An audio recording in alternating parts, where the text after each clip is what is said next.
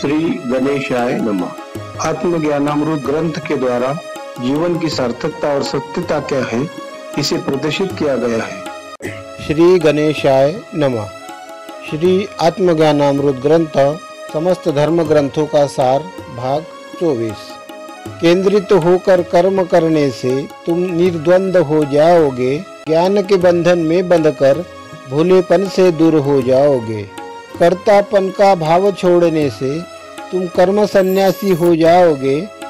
यज्ञ दान तप करने से तुम परमात्मा को पास पाओगे। श्लोकार्थ।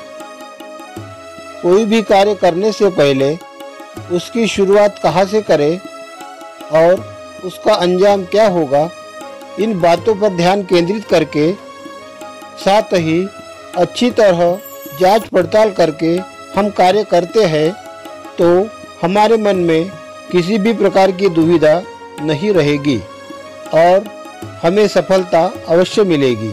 हमें कार्य के विषय में पूर्ण जानकारी है, सविस्तर ज्ञान है, हमें किसी के मार्गदर्शन की कोई ज़रूरत नहीं है।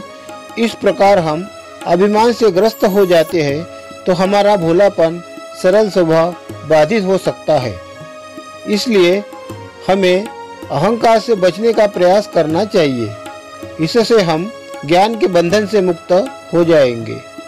साथ ही कर्म करने के बाद कर्ता केवल परमात्मा है, यह जानकर अर्थात कर्तापन का भाव छोड़कर हम कर्म संन्यास को प्राप्त हो सकते हैं और इसी भाव को आगे बढ़ाते हुए यज्ञ दान तप संबंधित कार्य करके हम परमात्मा के सानिध्य को प्राप्त कर सकते हैं।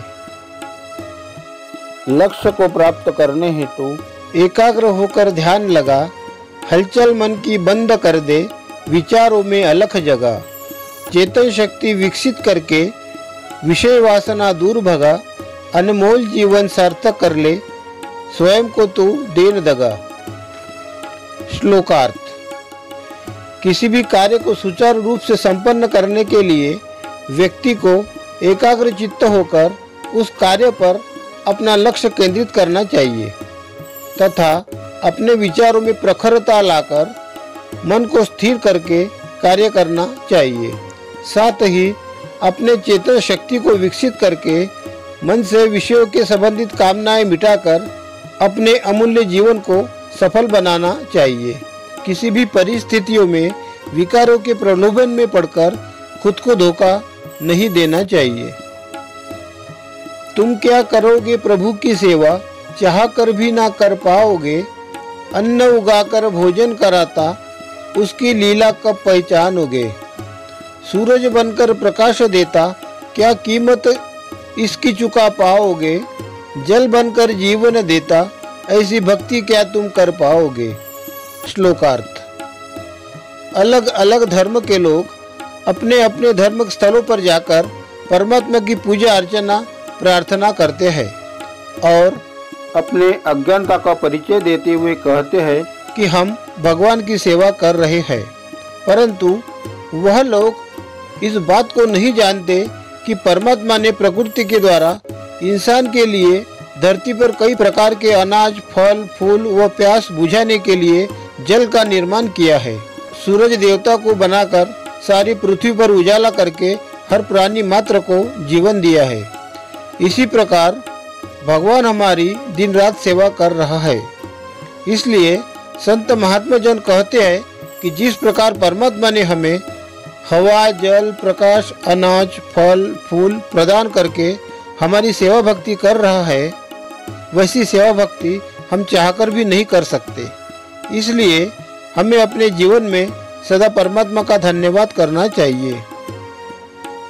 भौतिक पदार्थ का नशा तो पल भर में उतर जाएगा, हरि नाम का जाम पिया तो दिन रात झूमता जाएगा। लालच बला को छोड़ दे तो पाप से मुक्त हो जाएगा, प्रभु का सदैव चिंतन करके परम से मिलन हो जाएगा। श्लोकार्थ।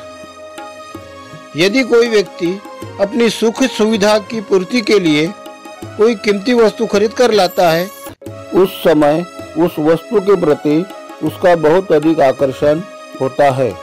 उस वस्तु को वह बड़ी हिफाजत से रखता है और काफी उत्साहित रहता है, परंतु कुछ दिनों के पश्चात धीरे धीरे उस वस्तु से उसका ध्यान हटता शुरू हो जाता है, क्योंकि फिर वह दूसरी वस्तु पाने के लिए प्रयत्न करता है। फिर दूसरी बार भी वही स्थिति हो जाती है। वह हमेशा अपने जीवन में परिवर्तन की खोज में लगा रहता है। इसलिए यहाँ पर संत पुरुष कहते हैं कि भौतिक पदार्थ का नशा पलक झपकते ही उतर जाएगा। इसलिए व्यक्ति को क्षणिक सुखों से अलग होकर परमात्मा के रंग में रंगकर हरिनाम के अमृत रस का पान करना चाहिए। इसका नशा एक बार चढ़ जाने पर फिर कभी नहीं उतरता और निरंतर बढ़ता ही जाता है। फिर हम संसार के पदार्थ के प्रति लालची वृत्ति छोड़कर पापों से मुक्त हो जाते हैं और हमारा परमेश्वर से मिलन हो जाता है। बार बार जब तुम अपने मन को शुद्ध चेतना में लगाओगे, दिमाग से दिल की ओर चले तो चिंता मुक्त हो जाओगे। सुखों का त्याग करने से तुम सुख दुख से पार हो जाओगे। दुख को अपना साथी समझे तो रहस्यमय सुख पाओगे। श्लोकार्थ। मन को बार बार समझाने के बाद भी वह एक स्थान पर रुकने को तैयार नहीं होता। ऐसे चंचल मन को अभ्यास और वैराग्य से अपने काबू में करके उसे शुद्ध चेतना में लगाना चाहिए। बुद्धि पर विश्वास करना भी कभी कभी गलत साबित हो जाता है, क्योंकि विनाश की स्थिति आने पर बुद्धि भी पलटकर व्यक्ति का सर्वनाश कर देती है।